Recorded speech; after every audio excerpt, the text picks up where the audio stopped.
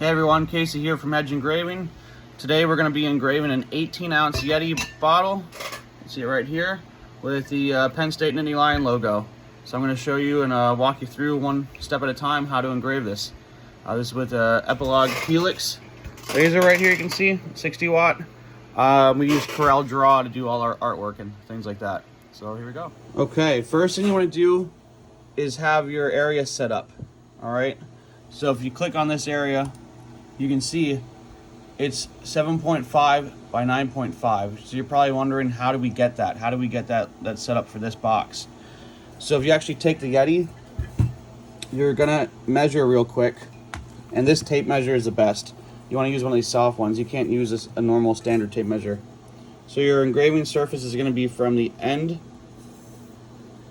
from top to bottom. So you can see that 7.5.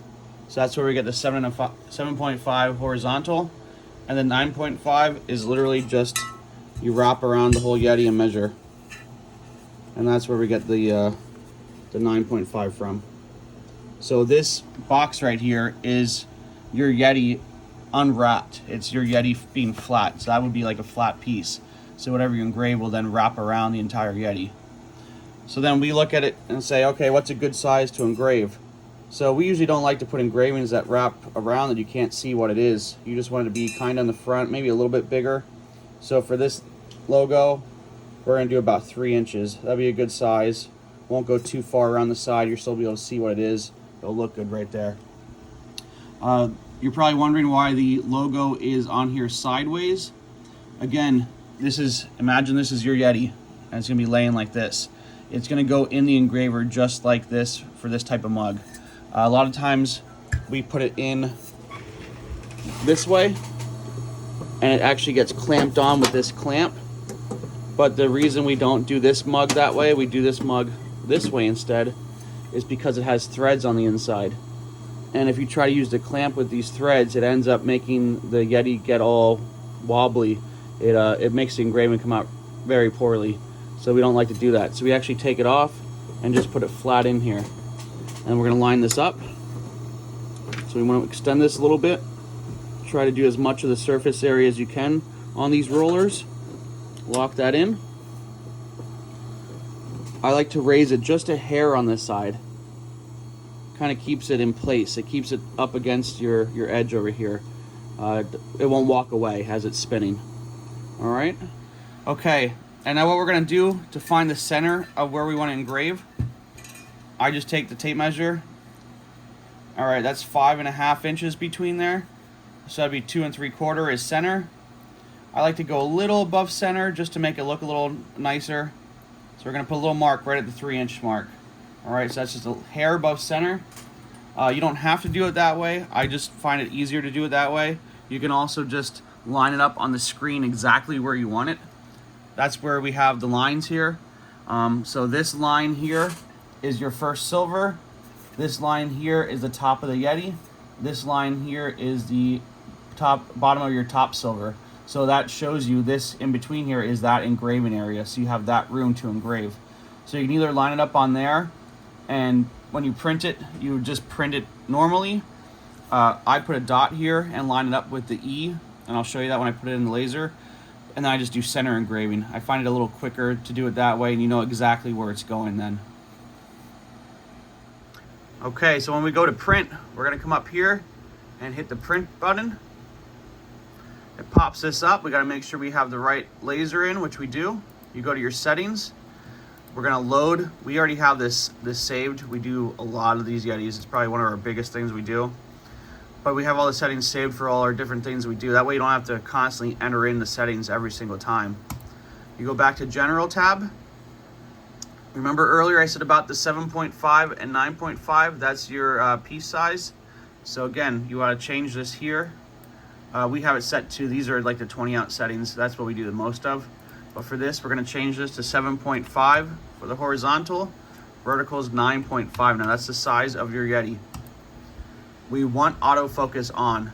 That's going to come down and focus off of the Yeti itself, so it's a perfect engraving. And then because I put that dot on the center of the Yeti, we're going to do center engraving. I'm going to line it up with that dot.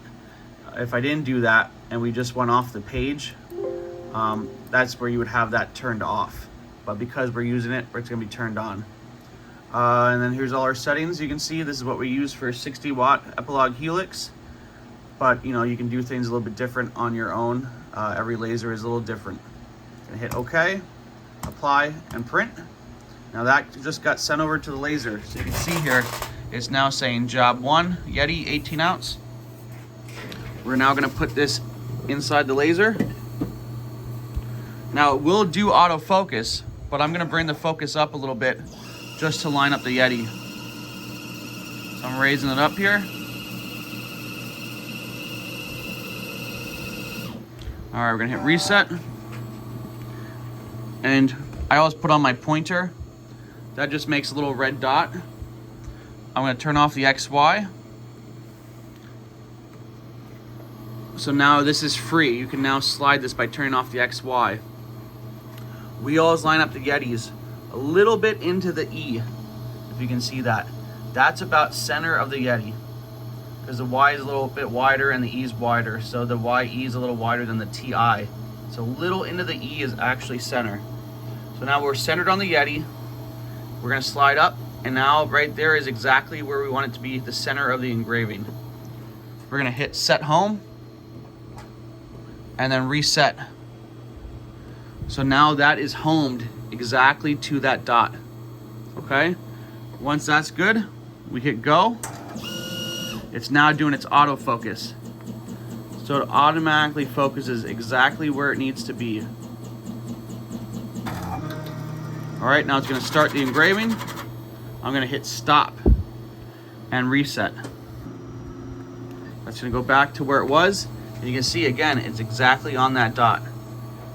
Now I only do that autofocus the first time I do an engraving just to make sure it's focused. As long as I'm doing the same size throughout the day, I won't have to refocus again.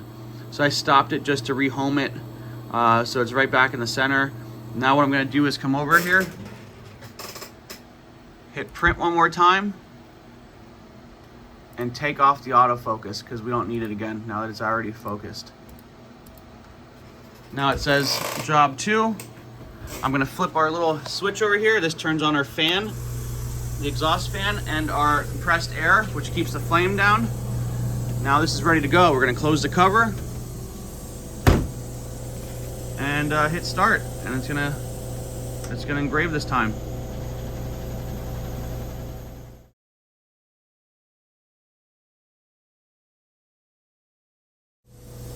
All right, after 3 minutes and 44 seconds, it's now done. We're gonna pop this bad boy out. And you're probably wondering, why does it look so faint like that? Why does it look not engraved? That's the residue left from powder coating. So we tried numerous things over the years to get that off. And the best thing we found was this product. The best thing we found was this product called Blue. I'll show it to you here. Blue Powder Coat Residue Remover. This stuff works amazing. If you tried soapy water, if you tried acetone, if you tried paint thinner, if you tried alcohol-based products, some of them work, but not as well. This stuff works so well. We found it online actually after doing a lot of searching around, and it's a big game changer for sure. So I'll show you once it's applied. So just be careful. This isn't stuff you want to really breathe in too much. So you want to keep it lower. Just give it a little spray, and all you do is wipe it really good. Put a little elbow grease in there, and now look at that, bright and shiny. All the residue is now off, and that's exactly the perfect engraving. Center engraved, lined up, and it's a nice looking mini line.